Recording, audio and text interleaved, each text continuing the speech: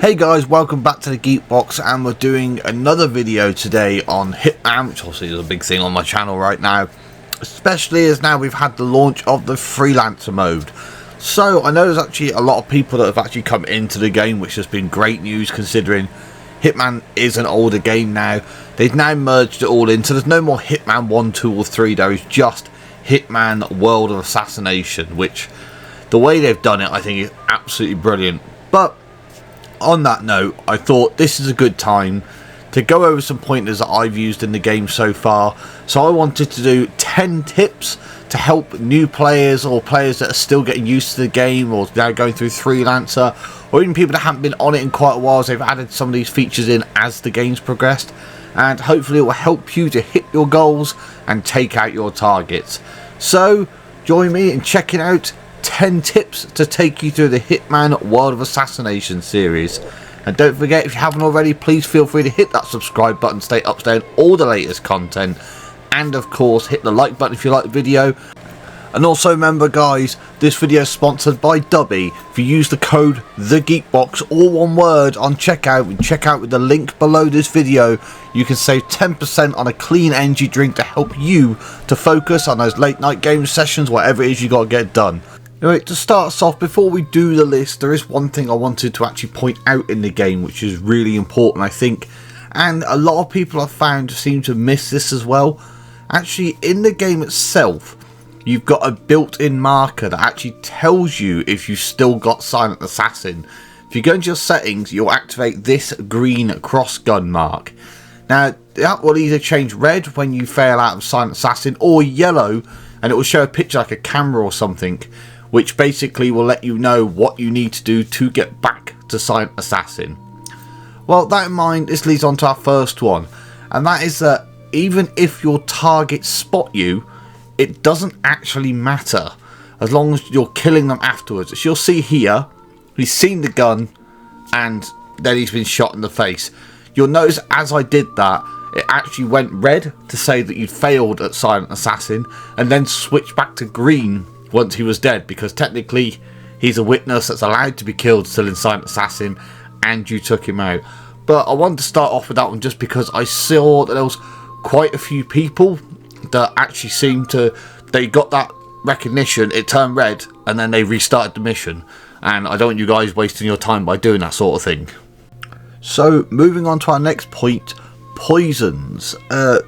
Any type of poison you use, as long as you're not seen pouring it into a drink, etc., which you'll be caught just for that act anyway, counts as a Silent Assassin accidental kill. I have seen a few people that seem to be a bit confused about the fact that poisoning, like even if you're stood right in front of them, it's still generally, I mean, I wouldn't hang around too long after, but it just works out as a normal kill, or an accidental kill I should say. Silent Assassin isn't affected by it. They can find the body, which I think that's a bit that throws a lot of people. They don't seem to realise that just because the body gets found, it doesn't mean they've lost their Silent Assassin rating. It still counts as an accidental kill, and this counts whether it be using a needle, as long as you don't get caught or seen physically injecting the person, that will count as a Silent Assassin kill as well. Or of course the old-fashioned method, as I'm doing in the video here, in Paris to Victor, is poisoning a drink and letting that kill them on the spot. Now, as you'll see here, obviously your good thing is Victor's just died, dropped, and it's still Silent Assassin on the radar. Now, this next one involves selecting one of the mightiest weapons you can get in your arsenal. The banana. Yeah, this is one of the most useful tools I've actually found, weirdly, especially on Freelancer. It's a banana. It makes the enemy trip. As you can see in the video here, I'm placing this by the door.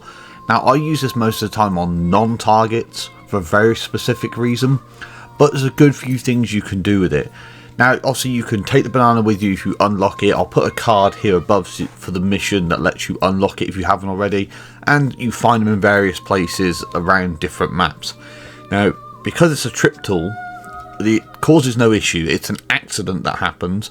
It knocks them unconscious, but it doesn't kill them. The best use, like you'll see that I'm doing here, is to actually extract key cards and key items from people, because they drop those items, the gun gets carried away afterwards if they've got one, but the key cards remain in place.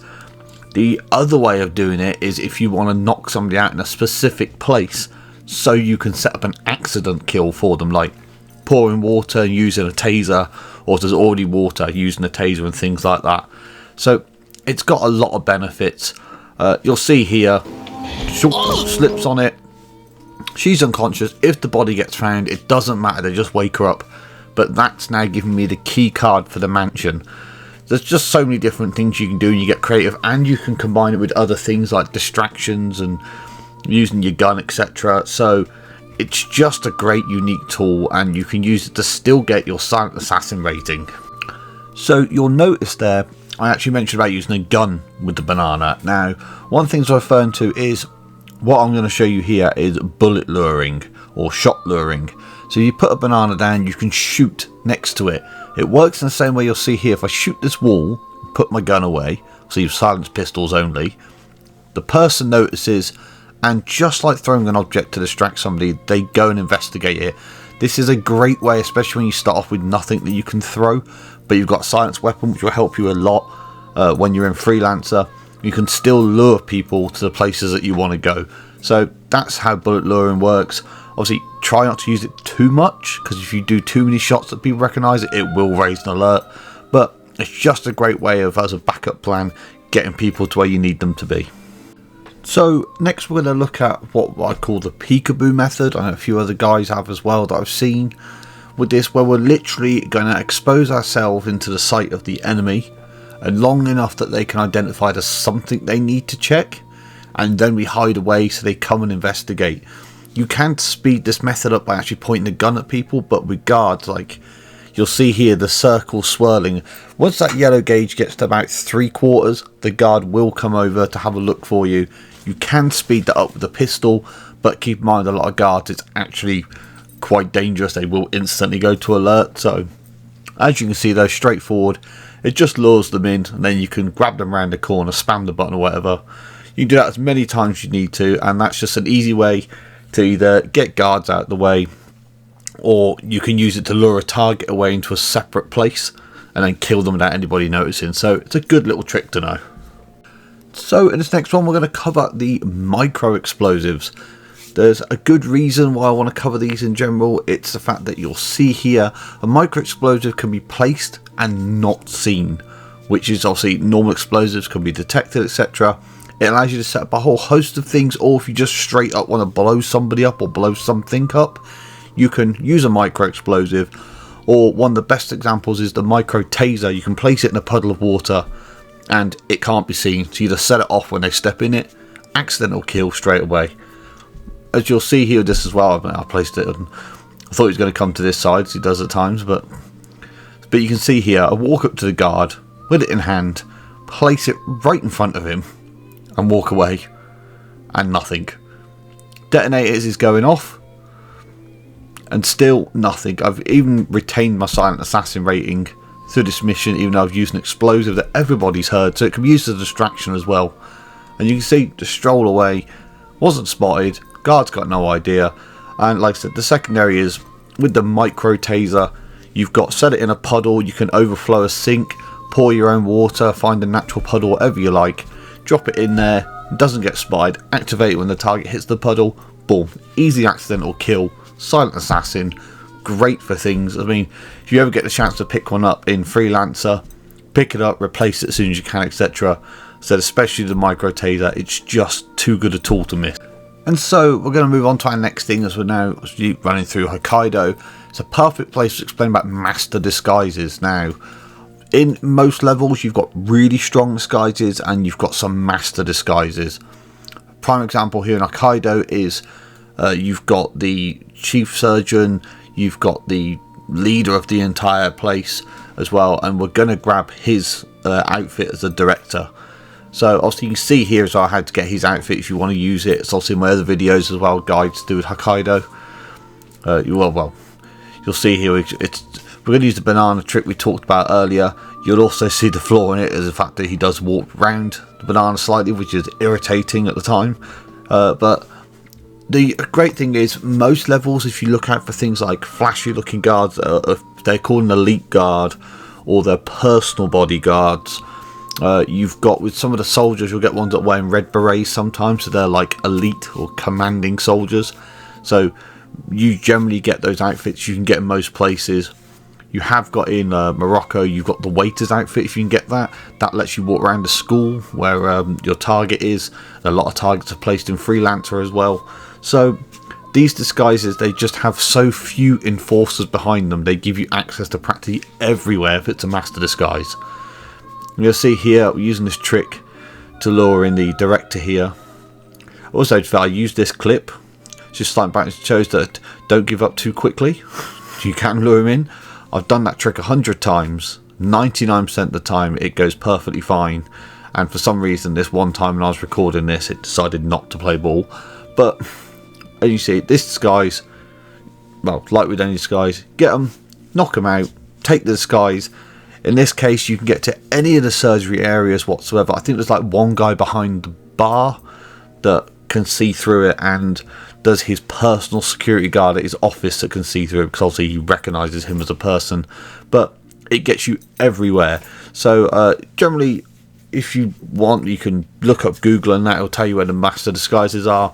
If you guys like as well, like for this video, if you comment down below as well, I can do a follow-up video if you want that will tell you where the disguises are and generally where you can get them in each level to make your life easier.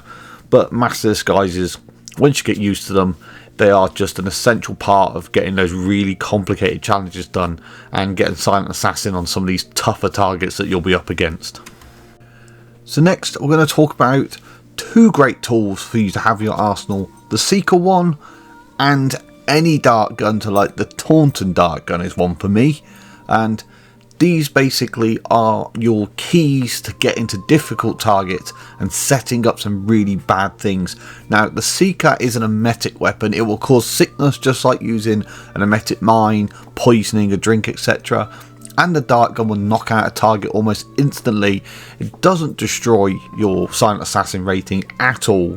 Helps you separate targets off, or like with the banana earlier, it helps you knock a target out so you can get their keycard, etc., or set them up for things, or just to get them out of the way at a distance. So these are really vital tools, I feel. So you can see here in Hokkaido, 30 seconds into the map, I've used the Seeker. It's quiet as well, so I've used that to hit my target as well. Now she's going off to the nearest bathroom. I mean, this one can be a bit more awkward to set up place because it's one of the private rooms and the guards go in with her. But there you go, you just walk straight in as well. She's in there being sick, and that's as simple as that. The Seeker just lets you send targets off to where you need them to be. Now, the dart gun can be used exactly the same way as well. We're literally going to use the exact same thing here just to show how simple it is to do. This one, like the banana, it's a great addition in regards to knocking targets to get them out of the way, getting them to drop vital key cards, just causing distractions and things like that. So you can also use a dart gun in shallow water to drown your target for an accidental kill, which is always a good bit of fun. But you'll see here, again, a little bit of distance. Once you get used to the trajectory as well, because it does drop quite a lot, boom. Target's on the floor, she's only unconscious. But obviously you could use that for anybody to cause a distraction if you needed to. It's just a great way of separating targets, getting them out of the way, and that without causing of a disruption to what's going on around you. They have a little panic and a flap fits the targets you'll see here, but then they won't generally do too much afterwards because they were only unconscious, as it's treated as an accident. And like I said, a great use that comes to mind is actually Haven Island. You get any target in the water, hit them with a dart gun, it turns to an accidental drowning kill instead, because any target that gets knocked down in water, they drown.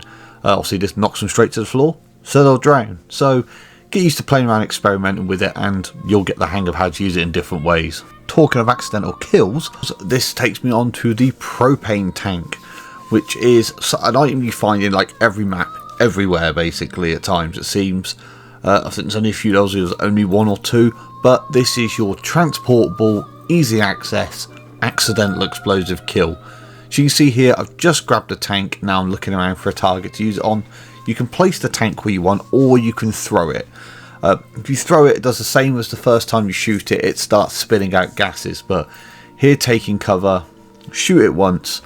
When it's like this, the other side thing to note as well, if you've got a micro taser, you can place that underneath it, and you can use that to detonate if you get it right. But in general, it's just an easy way of setting up an accident. I've used this in elusive target quite a few times. Silence pistol combination, you can see here, boom. There you go, blown at Sean Rose, and because the other guard wasn't that close, it actually knocked the other guard out. Silent takedown, accidental kill, and as you'll see, silent assassin rating is also completely protected. So, happy days. And last but not least, my favourite trick, the emetic mine in a briefcase trick. When I discovered this, I was giddy happy because I love how it works. Basically, bring the two along. You can actually put the mine in the case. I just took them separate because that's how I picked it for this at the time. But what we're going to do is we're going to set up a compact, transportable emetic mine that cannot be seen, cannot be detected, and you can take it anywhere as long as you're safe to be there, wherever disguise you've got, and trigger it next to your target to get them to go off and be sick. It's made so many missions so easy in the past where I've needed to remove certain people, lure targets away, create a certain accident. So we're going to go off under the stairwell here because it's an area where we can't be spotted if we close the door. And there's two ways of doing this. Now, on the one hand, you just select the mine, basically take it out, then put it back in the case. Sometimes you drop the mine, then pick it up, and then put it back in the case.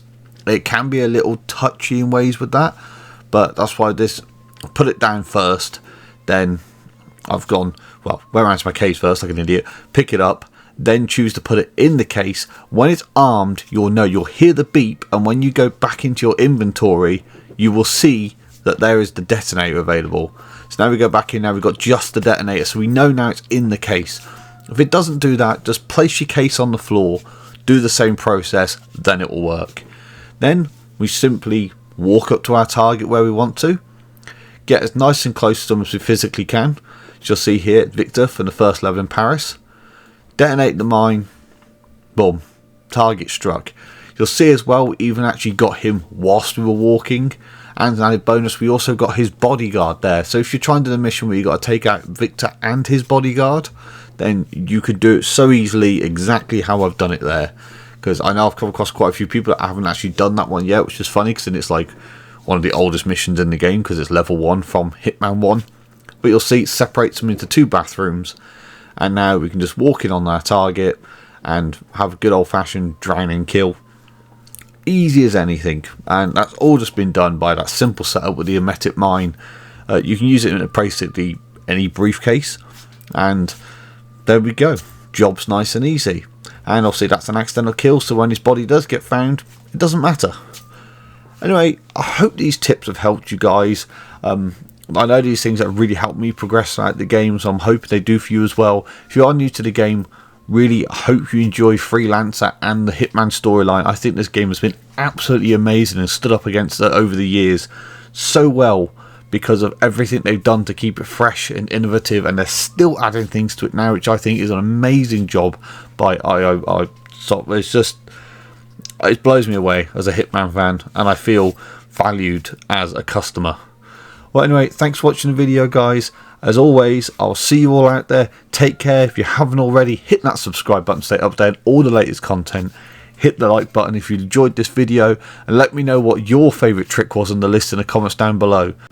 Anyway, I will see you all out there.